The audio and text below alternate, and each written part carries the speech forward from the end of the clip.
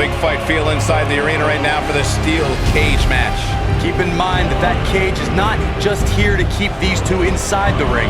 As we've seen countless times in the past, it can also be used as a cold and incredibly unforgiving weapon.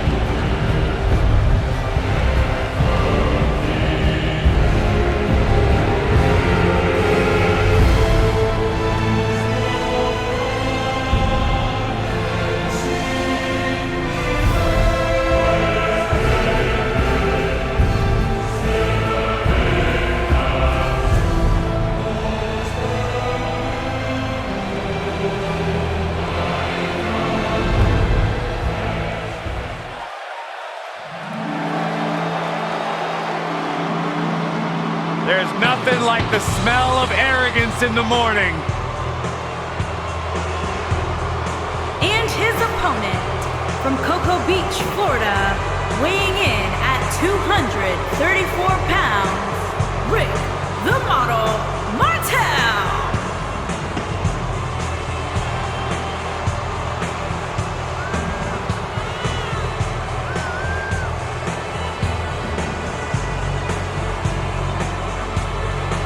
From Park Avenue to Milan, Italy, you will not find anyone like Rick Martel.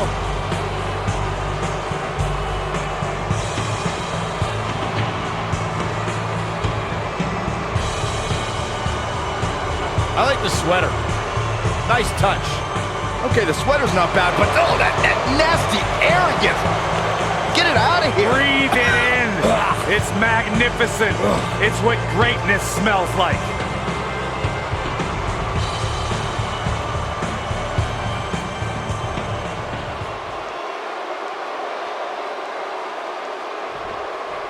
And we're underway. Looking at these two men, I don't think there's going to be anything traditional about this one-on-one matchup. For generations, the steel cage match has been considered one of the most ruthless matches of all time.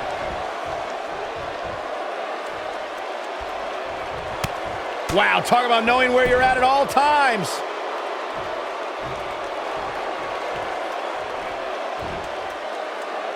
Long distance drop.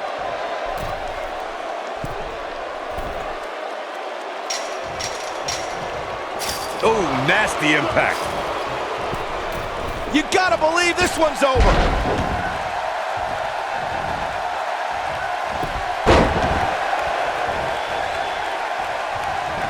Hooked up and... Oh my God, in the spine. That'll make your legs go numb. He's going for the pin. Easily kicks out of that one. Too early for that. Oh, atomic drop.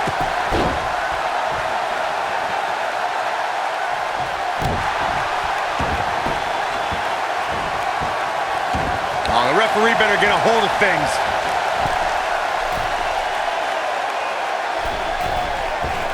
Ooh, what impact. The steel cage is a massive enclosure that stands 15 feet in height. For almost 35 years, a select group of high flyers have taken their aerial assaults to greater heights. And when I say that, I mean superstars climb to the top of the steel cage, the real high-rent district, and dive off onto their opponent. And that all started with one man in October of 1983, Jimmy Superfly Snuka. To your point earlier, Byron, we've definitely seen some unbelievable attacks be launched from the top of the steel cage. And you mentioned the most iconic, the steel cage match for the Intercontinental Championship that saw Jimmy Superfly Snuka clash against bitter rival, the magnificent Morocco. Here's a cover. Digging deep for a kick out. Very nice.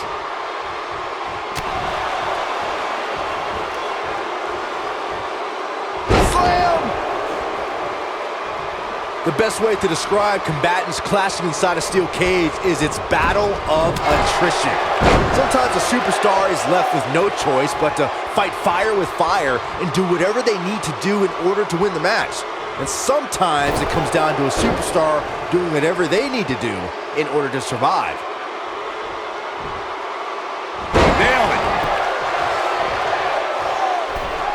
Byron, you touched on this earlier, but it's so important for a superstar to accept that there's nowhere to run and nowhere to hide in a steel cage match. that the conflict will be resolved within the 15-foot-high steel walls that surround the ring, and that losing a cage match can mean much more than a mark in the loss column. For some, it has meant the end of their career. It's difficult to describe the damage that can be done to a superstar who competes in a steel cage match. We see the physical harm, but we don't see the psychological effects from being inside the cage. Make no mistake about it, Michael, the steel cage truly represents survival of the fittest. We talk about how important stipulations are in a steel cage match. If superstars sign a contract where the only way to win is escape the cage and have both your feet touch the floor, the competitors must have a plan. Especially since you have to be comfortable trying to escape through the cage door as you do climbing over the top of the cage and vice versa. Corey, you touched on something moments ago that's so important for the combatants in a steel cage match to remember. A superstar must be able to think offensively to figure out how they're going to escape the cage.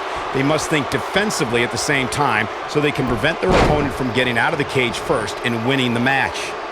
Well, a superstar must become comfortable with escaping the cage by both exiting the cage door and by climbing over the top of the cage, and must also be aware of their attributes and what's best for them. Let's just say if you're a giant like The Big Show, The Undertaker, Kane, or even Braun Strowman, it's preferred. Great job escaping, trying to turn this thing around. Before 2017's Extreme Rules, there were just 3 previous tag team matches where championship gold was... He's got the shoulders down. He's got plenty of gas left in his tank. It's gonna take more than that.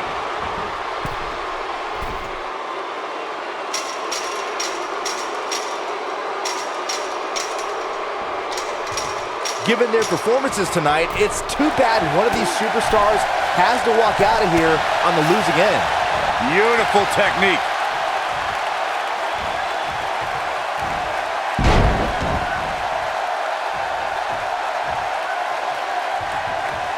Looks like both these superstars have found that little extra something to keep themselves going here tonight. He's making a statement here with this attack. He's too quick for him there. Neck breaker.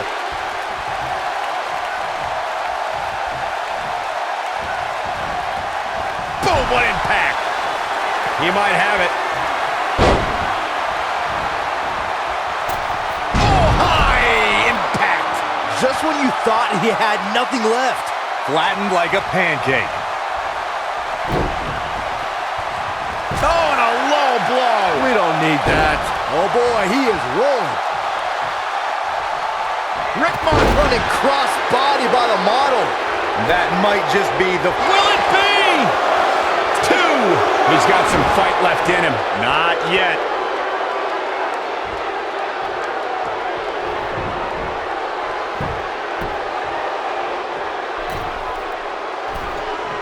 What a brutal beating we've seen dished out so far here tonight. Oh, vicious attack. Harsh impact.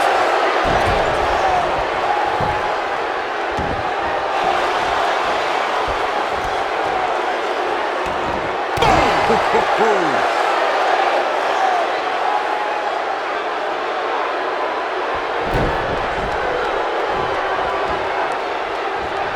There's got to be some point in the match where those thoughts start to creep in that it could be over.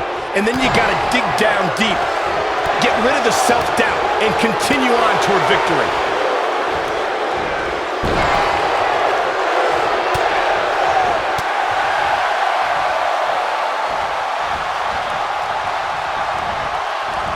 You gotta believe this one's over.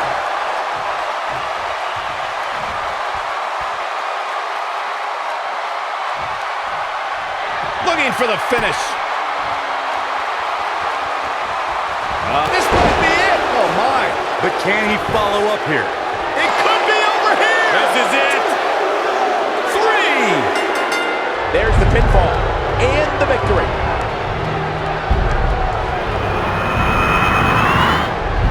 These guys feel no love for each other. Here's another look.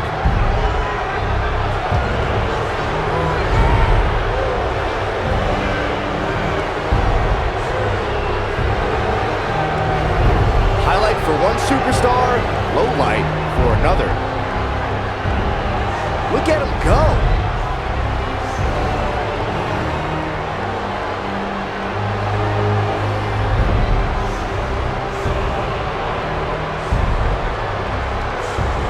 remember this part very well.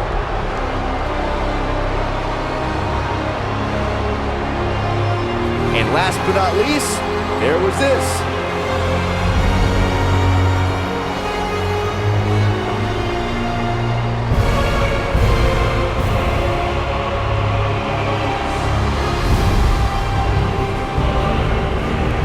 Here is your winner, A well-earned victory indeed. When you bring such a high level of intensity to the match, good things are bound to happen to you. The arena is still buzzing over that great match.